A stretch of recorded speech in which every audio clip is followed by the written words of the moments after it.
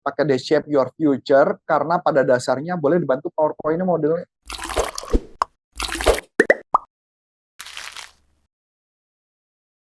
So, pada malam ini kita akan sharingkan satu buah materi ya, yang mudah-mudahan materi ini bisa banyak menggugah banyak teman-teman. Ya, paling nggak bisa mendapat inspirasi, dapat pemikiran, ide, dan sebagainya ya. Nah, kebetulan kenapa saya menyebut pakai The Shape Your Future, karena pada dasarnya boleh dibantu PowerPoint-nya modelnya. Karena ketika kita mulai bicara mengenai masa depan, kalau shape itu kan selalu kepikirannya apa sih? Kalau saya gini, pengertian shape your future adalah masa depanmu dibuat ramping, masa depanmu dibuat cakep gitu ya. Dibentuk gitu loh, karena kadang-kadang dibuat kita di masa depan, kita nggak tahu masa depan kita seperti apa, maka kita perlu bentuk masa depan kita. Nah, oleh sebab itu, ini yang akan saya sharingkan, mudah-mudahan banyak bisa ngebantu teman-teman dalam pembelajaran kali ini, kan ya, biar lebih asik nih. Nah, pada saat Shape Your Future, pastinya kan, pasti teman-teman pengen banget dong ya, kita bisa seperti yang gambar seperti ini gitu ya.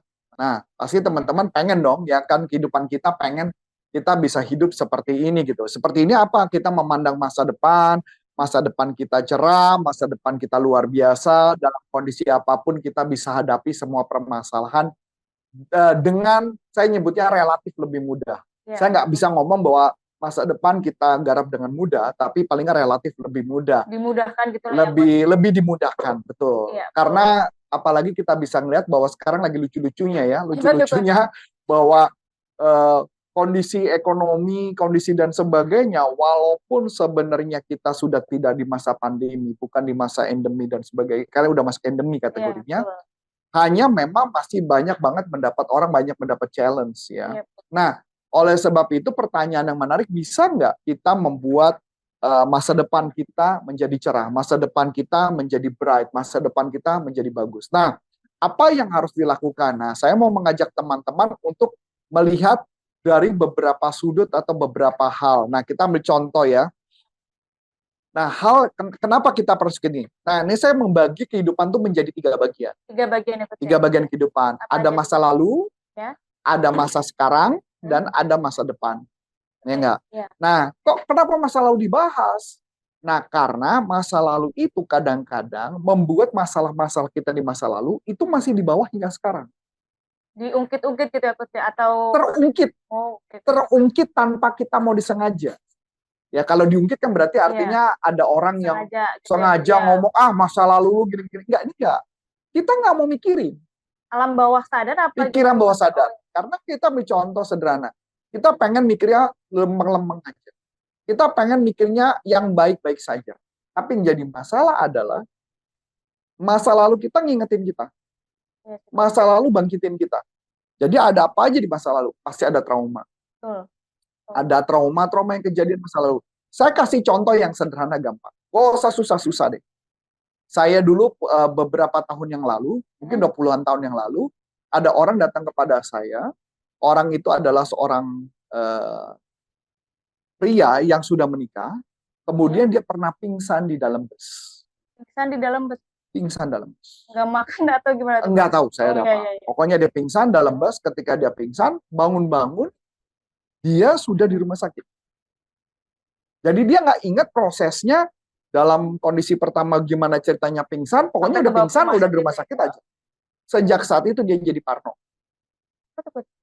Dia jadi parno, kalau pergi kemana-mana, kalau dia sendiri, dia takut pingsan, bukan merepotin, takutnya dia nggak ketemu, takutnya nggak ada yang bawa ke rumah sakit, dan orang yang dia meninggal atau apa. Itu pemikiran negatif dia.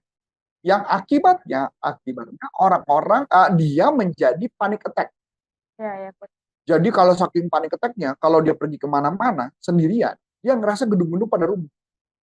Ada yang begitu sampai yang begitu. Sampai segitu parno. Ya enggak? Okay. Tahu apa yang terjadi kehidupan dia? Sampai dicerai sama istrinya. Gara-gara traumanya itu apa? Yes, gara-gara trauma itu, jadi dia nggak bisa punya uang, nggak kerja kemana-mana, dia nggak berani keluar, dia mana-mana harus pergi, harus ditemenin orang. Kalau nggak, dia nggak bisa. Efeknya sejahat itu ya, Coach, ya berarti? Sejahat itu pemikiran. Ya. Maka pemikiran itu bisa sehebat itu atau sejahat itu, tergantung dari apa yang kita pikirkan. Bayangin nggak, kalau itu kita nggak bisa atasi? Saya paling gampang sederhana deh. Kan beberapa waktu yang lalu kan saya pernah juga masuk rumah sakit. Iya. Betul ya? Saya masuk rumah sakit karena saya nggak tahu mungkin karena saya kecapean atau kelelahan dan sebagainya. Selesai ngajar, ya kan? Kemudian saya kena vertigo, masuk rumah sakit. Saya nggak pernah kena punya vertigo, nggak punya apa-apa, karena gangguan dan sebagainya. Saya masuk rumah sakit 5 hari. 5 hari kan? Padahal nggak ada ceritanya gimana gejalanya, nggak ada. Pokoknya langsung aja sudden. Nah, pertanyaan menarik. Kalau saya tidak bisa mengontrol pikiran saya, apa yang bakal terjadi? Kalau saya pergi kemana-mana sendiri, bisa muncul nggak pemikiran aneh-aneh? Bisa sih, Kut. Betul, bisa. Oleh sebab itu, makanya yang saya lakukan adalah nge-switching pikiran saya secepatnya.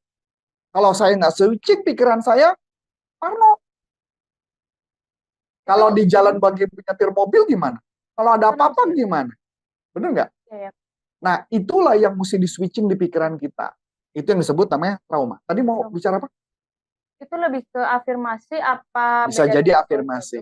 Karena trauma itu pikiran bawah sadar kan maksudnya baik ya.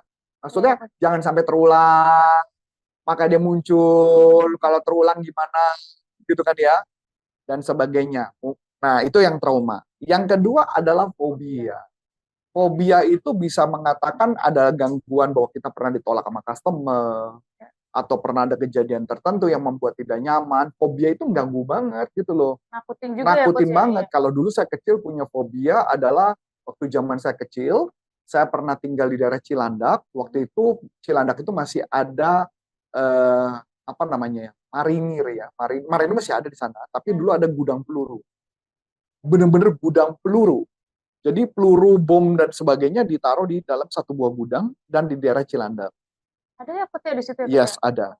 Waktu saya kecil, waktu itu gudang pelurunya meledak. Meledak, bomnya terbang melayang kemana-mana. Kalau perang masih mending ya. Kalau perang itu kan artinya peluru nembaknya ke satu sasaran ya. Ini enggak meledak. Random gitu berarti. Random. Dan saat itu jatuh di rumah saya. Kenapa tuh, Kut? Jadi dari kaca, nggak tahu kenapa random kan.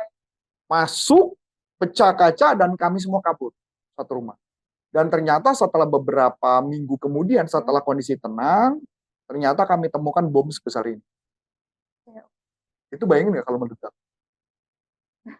Sekampung kali ya, Coach ya? Nah, jadi kena semua. Pertanyaan menarik adalah, yang mati juga banyak. Iya, benar. Nah, pertanyaan saya adalah, trauma nggak saya? Trauma sih, Coach. Saya fobia. Saking fobianya dengar suara petasan jadi parno. Jarang main petasan dong, Coach. Oh, boro-boro main petasan, dengar bunyi petasan aja udah dia ingat recall masa lalu. Itu makanya kenapa saya akhirnya belajar dengan teknologi pikiran, bagaimana mempelajari, memperbaiki diri, kalau nggak hidup saya berhasil berantakan. Bisa tapi aku ya bisa, makanya menghilangkan fobia gitu. Bisa, sangat mudah kalau bagi orangnya belajar gitu ya. Berikutnya adalah mental block atau yang saya sebut namanya limiting belief. Limiting belief adalah sebuah gangguan di pikiran yang ketika kita pernah mungkin kita nganggap bahwa diri saya nggak berhasil, diri saya nggak bisa, diri saya nggak mampu dan sebagainya. Saya ambil contoh sederhana gitu ya. Ketika kita memprospek customer bilang nggak bisa. Kalau dulu saya ketika ngelamar kerja saya nggak pede karena saya punya problem di mata saya, maka apa yang terjadi ketika interview, apa yang terjadi? Pasti saya nunduk. Saya udah punya persepsi buruk bahwa insecure gitu kali ya. Insecure, bahasa anak sekarang sih insecure ya. Kayaknya nggak nyaman. Aduh, kayaknya gue nggak diterima. Jadi bawaannya udah parno, nunduk, terus itu disebut namanya limiting. Nah, kalau limiting belief apa yang terjadi? Apakah saya bisa seperti sekarang? Tidak kan gitu ya. Nah, ini bahkan yang menarik ya sebenarnya. Saya juga sebenarnya waktu di YouTube channel kita kan ada yang kebetulan gagap ya. Ada yang gagap, saya bilang mau nggak saya terapi gratis. Kenapa? Karena terus terang buat saya gagap pun menjadi bagian dari bisa jadi limiting belief. Karena dia punya limiting belief di mental block di kepalanya, itu bisa ditangani harusnya gitu ya. Makanya saya bilang mau nggak diterapi, tapi kayaknya saya nggak dijawab tuh. Belum dijawab sampai sekarang. Nah, itu kamu kan positif ya bilangnya belum dijawab. Mudah-mudahan aja. Karena buat saya kalau kita bisa, karena itu bisa kita tangani, apalagi dengan salah satu tekniknya ya mungkin teknik NLP bisa kita tangani gitu, hal-hal kayak gitu. Jadi banyak hambatan-hambatan mental yang membuat kita tidak bisa mencapai tujuan karena banyak banget problem-problem dalam kepala kita yang mengganggu. Itu yang pertama. Tapi itu wajar banget nggak sih Coach kalau misalkan kita punya mental block itu kayak misalkan takut ya, semua Wajar orang pasti buat punya takut enggak, gitu Coach. wajar buat orang yang tidak mau belajar dan tidak mau memperbaiki pikiran. Wajar, tapi Ya, wajar. menjadi tidak wajar kalau bagi orang yang mau sukses. Makanya mau shape your future kan. Betul. Ya betul dong. Jadi wajar. Kalau wajar itu artinya kita menerima nasib. Oke. Udah terima aja. Ya memang hidup lo pernah pingsan di jalan, ya sudah terima aja. Ya kalau dicariin sama pasangan, ya nasib lo jelek banget. Begitu aja. Iya. Shape, kagak. Gemuk ya kan jadi future-nya kan. Jadi nggak bagus kan. Kayak gitu, itu kan tergantung kita. Kita mau bikin tubuh kita bagus, kita mau buat diri kita bagus apa enggak, itu kan keputusan kita. Shape your future kan. Nah gitu, yang pertama ya. Oke. Yang kedua adalah berkaitan dengan passion. Passion itu adalah kita punya perilaku-perilaku apa yang kita tidak inginkan. Contoh, malas berolahraga. Ya enggak? Saya disuruh berolahraga sama dokternya, berolahraga berkaitan dengan kardio. Dokter meminta saya kardio 1 hari adalah 30 menit. Dilakuin nggak Coach? 1 minggu suruh kardio 4 kali. Iya. Bayangin kardio aja udah males. Iya. Bener nggak? Mager ya Coach? Mager banget. Dan tahu apa yang saya lakukan? Saya jangankan 30 menit, saya berhasil 45 menit seminggu 5 kali. Bahkan 6 kali. Kalau ditanya, kok bisa Coach? Karena saya kelola pikiran saya. Padahal kalau ditanya, nggak mau, mendingan gue tidur. Iya, mager soalnya. Ya bener kan? Tapi saya melakukan itu, jadi ada perilaku-perilaku yang tidak efektif, saya harus ubah perilaku saya itu menjadi efektif. Berikutnya lagi contoh, jadi kalau itu kan perilaku-perilaku yang membaca buku juga mungkin perilaku yang buat orang tertentu, ya ampun, mendingan gue nonton YouTube, main game, ya enggak? Atau contoh lagi, saya ngambil sekolah. Jadi kan ada beberapa teman-teman tahu ya, saya lagi ngambil sekolah lagi. Mending kalau orang ngambil sekolah 1, saya enggak. Berapa Coach? 2 sekolah, langsung saya ambilin saat bersamaan. Saya mah tipenya orang gila gitu ya, jadi nggak mau kayak gitu. Jadi kalau ditanya, kok cuma sempet? Ya sempet aja, disempetin. Kenapa enggak? Perilaku yang saya mau. Sebentar lagi, ya saya sudah tanda tangan agreement dengan salah satu company, saya nggak mau ngomong company-nya apa, tunggu aja dalam 1-2 bulan ke depan, saya akan melakukan pekerjaan yang gimana orang lain mungkin nggak bilang nggak mungkin bisa Coach Arif melakukan. Iya, betul. Saya akan melakukannya adalah 2 jam sampai 3 jam per hari. 2 sampai 3 jam per hari. 2 jam sampai 3 jam per hari, dan nanti orang-orang pasti banyak tahu apa yang akan saya lakukan. Tapi pertanyaan, kok Coach Arif bisa ngelakuin? Kalau ditanya mager nggak? Mager lah. Apalagi 2 jam ya Coach. 2 jam, 3 jam. Saya mau ngelakuin karena saya sadar itu adalah dan saya dikontraknya 1 tahun lagi. Itu setiap hari atau setiap hari? Setiap hari Coach. Setiap hari. Dia minta saya melakukannya 50 jam selama 1 bulan. 50 jam per bulan. Lah kalau orang ditanya, mager nggak gue? Sudah meeting, bikin modul, melakukan coaching, ngajar, olahraga, bisnis, sekolah. Tapi kesadar bahwa unwanted behavior itu behavior malas dan sebagainya itu adalah perilaku yang saya tidak mau. Saya mau melakukan sesuatu, saya mau hidup saya lebih baik, saya mau orang. Karena gini, kita nggak melakukan apa-apa sampai kapanpun juga kita nggak bisa mencapai apapun. Kita percaya bahwa Tuhan memberkati kita, Tuhan memberikan berkat yang berlimpah-limpah. Kalau kita tetap juga tidak melakukannya, percuma. Istilahnya kayak gini, Tuhan kirimkan hujan, oke? Terus sawahnya kamu nggak garap, ya percuma sih Coach. Percuma kan? Iya benar. Adanya rumput liar ya? Iya. Mesti nanam kan? Ya. Mesti kasih pupuk, babat, jajak dan sebagainya kan. Mesti jagain pula.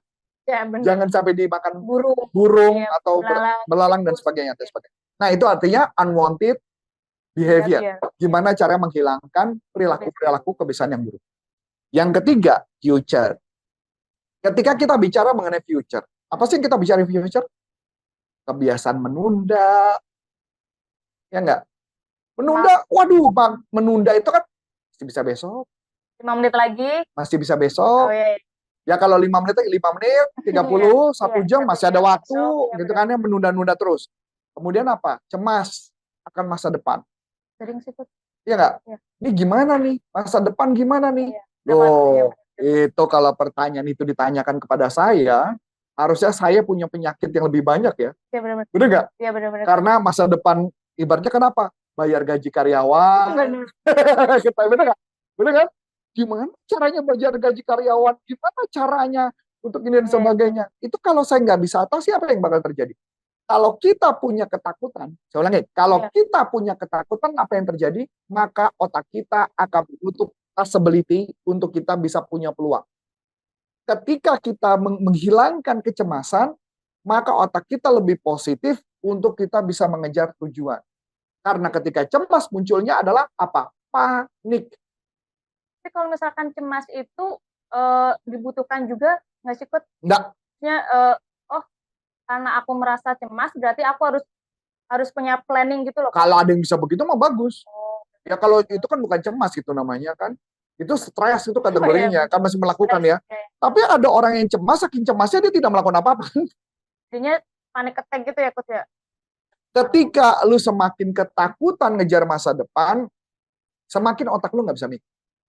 Dan sebagian besar sekarang begitu tuh, Coach, cemas masa depan gitu, Coach. Nah, itu gimana tuh, Coach? Ya makanya, jadi salah satunya kita harus menghilangkan kecemasan dulu.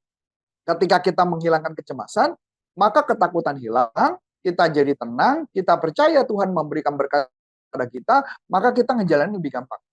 Pertanyaan, emang kalau cemas, emang Tuhan nggak berkati? Berkati, cuman yang jadi masalah otak kita jadi ketutup.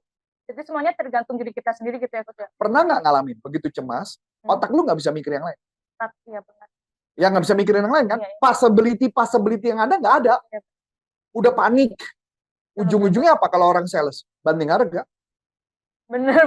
Ya nggak? Banting harga, kemis tolonglah, tolong gua lah. Otak udah nggak dipakai tuh. Nah, itu cemas mesti dibuang dulu. Berikut, kita suka bingung bagaimana ngambil keputusan. Ya nggak? Ketika mau jalankan, ada A, B, C, mana yang mau dijalankan. Itu kalau ada cemas, maka apa yang terjadi? A kagak dijalanin, B nggak dijalanin, C nggak dijalanin, tiga-tiganya nggak dijalanin. Iya, benar nggak? Itu yang membuat kenapa sebuah bisnis akhirnya bisa jadi berantakan, orang tidak menjadi produktif, orang tidak menjadi efektif dalam kehidupan, karena terlalu banyak problem yang dihadapi. Tugas kita adalah ngatasi.